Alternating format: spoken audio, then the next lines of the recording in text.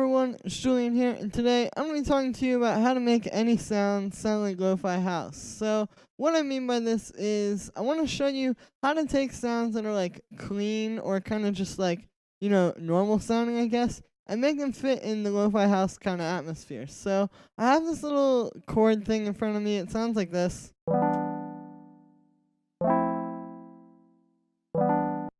I just made it with operator. It's just an E minor 7 chord and an F major 7, and then they have the little strum there. And yeah, I'm going to be using this to sort of show you some techniques. So the first technique I like to use is vibrato. So if you don't know what vibrato is, it's just like a sort of like it can't be very fast, but it's a very slight kind of like pitch. Usually it's an LFO or any kind of modulation that just sort of makes the pitch like wobble back and forth, and it really helps give it that lo-fi vibe right off the bat. So to do this, I'm going to take the LFO and operator here. You can do this with a lot of things. There are like vibrato VSTs that just work like audio effects that you can use. There are like a million different ways you could do this, but basically any way that you can modulate the pitch, you can create this effect. So like I said, I'm using the LFO and operator. It's already routed to the pitches of our oscillators here, and what I'm going to do is I'm going to put the amount pretty low. Like I'm going to do maybe 5%, and then we'll turn the rate up pretty fast. So this sounds like this now.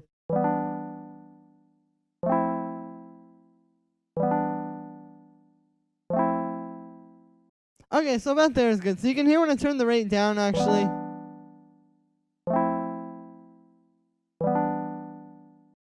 It tends to, really have that kind of like warbly feel. So that's a great way to start. But the next thing I will be showing you how to do is using an EQ actually to kind of filter out some high frequencies and create the lo-fi effect. So this is something I like to do a lot. If you've seen my lo-fi house videos, you know I've done this in like every single one of those. But basically what we're going to do is we're going to take an EQ here. You could also use a low pass filter. I just like using EQ8. And what we're going to do is make a low pass, but we're going to give it like a pretty sharp boost with the Q at the point where we actually cut it off. So if we just listen here.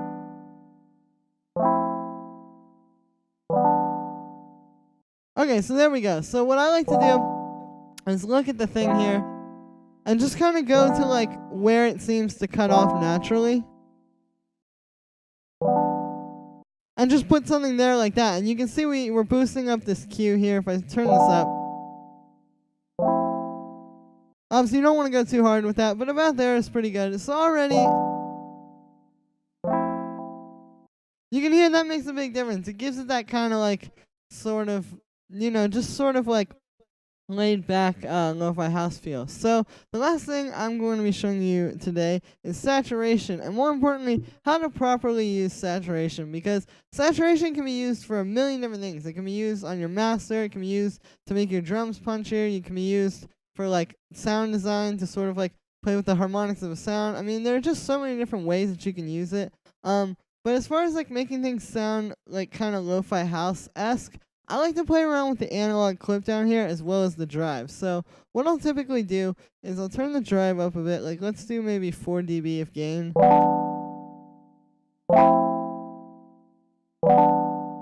Alright, that's about good. And then we can start playing around with the analog clip to shape it a bit more. So if I turn this bass up or down, then we can start playing around with these other knobs here.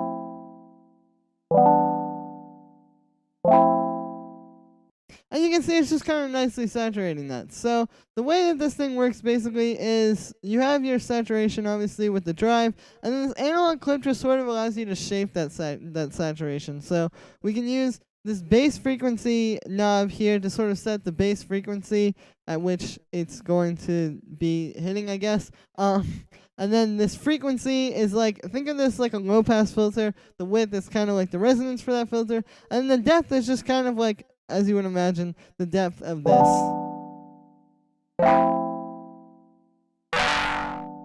So you can see when we turn it way up, it's a little bit too nasty.